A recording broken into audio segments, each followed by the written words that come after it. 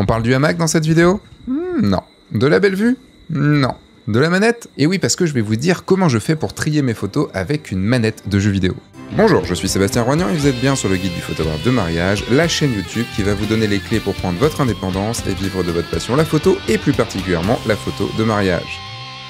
Dans cette vidéo, je vais vous expliquer comment trier vos photos avec une manette de jeu et tout ça sur Mac. Et je ferai une autre vidéo pour la manette sur le PC parce que ce sera un petit peu différent, les logiciels seront différents. Avant de vous expliquer tout ça, je vous parle de ce lien qui est ici, c'est le lien du mail. Le mail du guide du photographe de mariage, un mail que vous recevrez 2 à 3 fois par semaine, des infos sur comment vendre des mariages, sur comment shooter des mariages, sur comment post-traiter des mariages, des coups de gueule, des analyses d'images, des histoires, des anecdotes, plein de choses sur comment devenir un ou une meilleure photographe de mariage. Voilà, ça se passe par ici. Toutes les infos sont par là. Allez-y, maintenant je rentre dans le vif du sujet puisque je vais vous parler donc de manettes de jeu. Alors oui, ok, c'est du travail, mais pourquoi pas utiliser des accessoires de jeu pour rendre tout ça beaucoup plus ludique. Juste pour l'histoire, il y a très longtemps, j'utilisais déjà une manette pour trier mes photos. J'ai arrêté parce que au final, je trouvais ça plus simple au clavier. En fait, je suis passé sur un logiciel dont je vous ai parlé dans une vidéo il y a très peu de temps, qui est Narrative Select et qui est uniquement sur Mac. C'est pour ça aussi que je fais cette vidéo sur Mac là. Le problème souvent quand on trie sont les raccourcis clavier, et les raccourcis clavier, eh bien, par exemple si je voulais la sélectionner celle-là, il faudrait que j'appuie sur T. Aller chercher le T, il est pas facile parce qu'il faut courber un petit peu la main, surtout bien appuyer le poignet et aller appuyer sur le T et pas sur une autre touche. Et en plus, il fallait appuyer sur le U pour aller l'enlever, ou le X ici pour la rejeter. Et en plus, il fallait avoir l'autre main pour aller avoir les touches du clavier. En plus, si on est sur Lightroom, c'est encore plus dur parce que c'est le P qui est ici. Bref, ça peut être un petit peu chiant et surtout, au bout d'un moment, quand on trie 6000 photos, ça peut vraiment faire très très mal au poignet, et puis surtout avec les bords là, peuvent être un petit peu, des fois, pas très agréables. Donc je me suis dit, Seb, ce serait pas mal d'utiliser une manette pour pouvoir trier tes photos. Déjà, je me suis mis à la recherche de mettre ma manette sur l'ordinateur.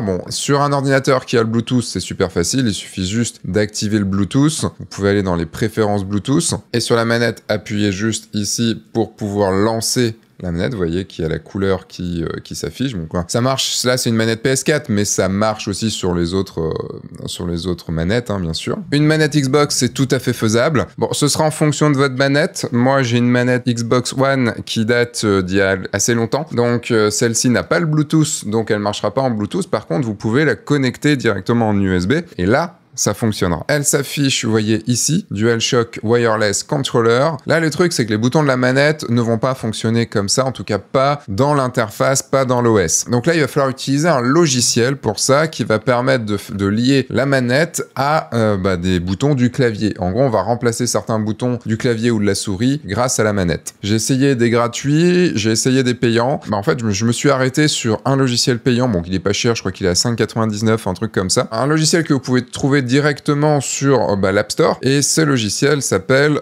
Joystick Mapper.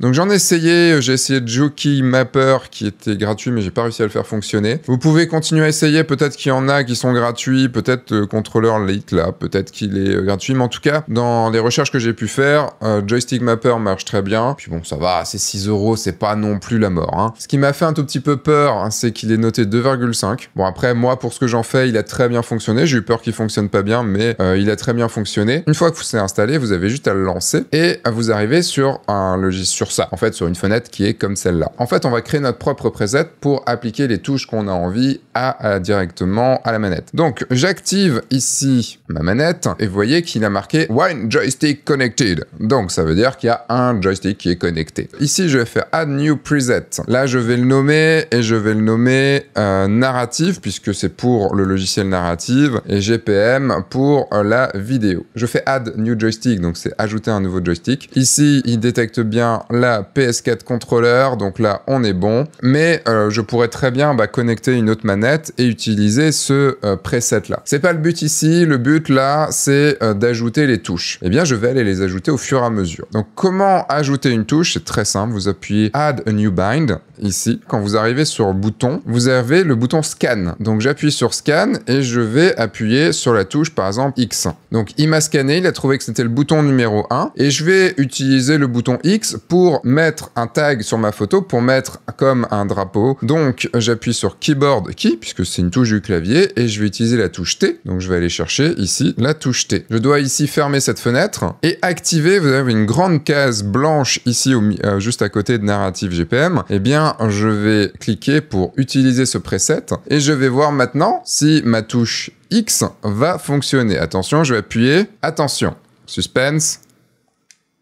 Et ça marche. Voilà, il y a un bouton de mapper. Maintenant, il suffit de faire le reste. Bah, le reste, c'est très simple. Hein. Vous revenez sur Joystick Mapper. Vous appuyez sur la petite clé à molette ici, l'Edit This Preset. Et là-dessus, bah, vous ajoutez un New Bind, un nouveau bouton. Donc là, je scanne et je vais appuyer sur carré. Et là, bah, pour ça, bah, je vais faire le untag. Donc, enlever mon tag. Et le untag, c'est le U. En réfléchissant à tout ça, eh bien, je me suis dit que un zoom pouvait être bien. Je vais appuyer sur le bouton rond. Et là, je vais zoomer. Donc, pour zoomer, en fait, c'est la barre espace. Je me dis que des fois, j'aimerais bien rejeter la photo. Donc, ça va être avec la touche triangle. Et donc, avec ça, il y a une chose encore que j'ai pas faite, c'est passer d'une photo à l'autre. Les flèches de la manette ne sont pas non plus mises automatiquement. Donc, eh ben, je les scanne, j'appuie sur la flèche de droite et je vais aller faire un keyboard key flèche de droite, puis bah, le reste, hein, tout simplement, flèche de gauche. Donc là, si je reviens dessus, est-ce que je l'ai activé? Est-ce qu'il est activé? Non. Il se désactive à chaque fois que vous éditez. Là, vous voyez, je peux passer d'une photo à l'autre.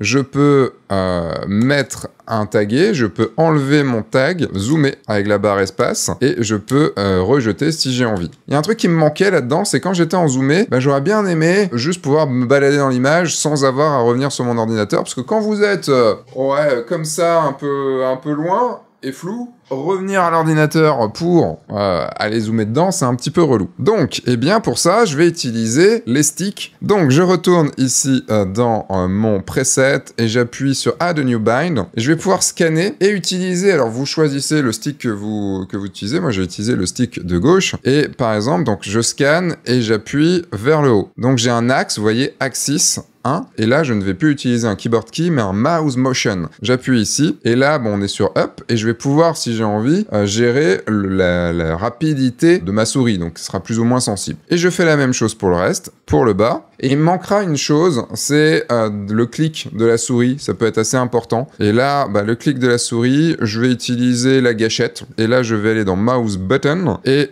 c'est le main click, hein, le clic gauche, c'est le main click. Et là, avec ça, normalement, bah, j'ai tout ce qu'il me faut. Je le réactive, et là, logiquement, bah, je peux même, là, vous voyez, je peux contrôler ma souris comme j'ai envie. Alors, le problème, c'est que on n'est pas au clic, ça ne reste pas, en fait, c'est un petit peu le souci, c'est qu'une fois qu'il est cliqué, j'arrive pas à décliquer. Alors, c'est pas grave, il suffit que je dézoome, et directement, ça fonctionne, donc pour mon utilisation à moi, ici, il n'y a pas de souci. Donc là, je peux passer, vous voyez, d'une photo à l'autre, et je peux, ici, me dire, hop, je la sélectionne, mais avant, je vais peut-être juste aller zoomer. Je voulais zoomer, non pas sur le visage parce que Narrative zoome directement sur le visage, mais je voulais zoomer sur la main. Donc vous voyez, c'est peut-être un petit peu long quand même. Je vais plutôt, là on est en max speed 6.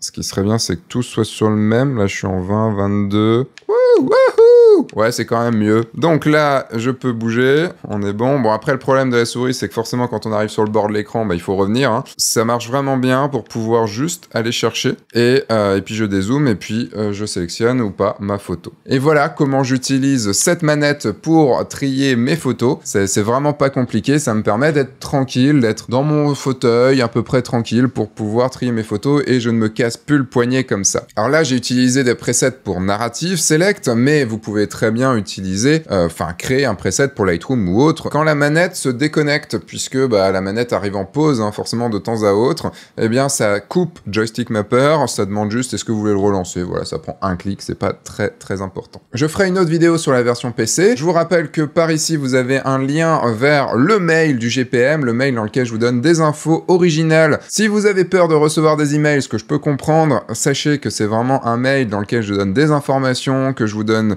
des astuces, que je vous donne vraiment de l'expérience. Ce sont des mails qui prennent 1 à 2 minutes à lire et je pense que c'est un énorme complément aux vidéos et c'est surtout, je vais en faire beaucoup plus régulièrement puisqu'il y en aura 2 à 3 par semaine. En tout cas, les retours que j'ai sont très très bons. Voilà pour moi pour cette vidéo. Je vous souhaite une très bonne semaine. Entre-temps, sortez, faites des photos, amusez-vous et surtout, signez des mariages.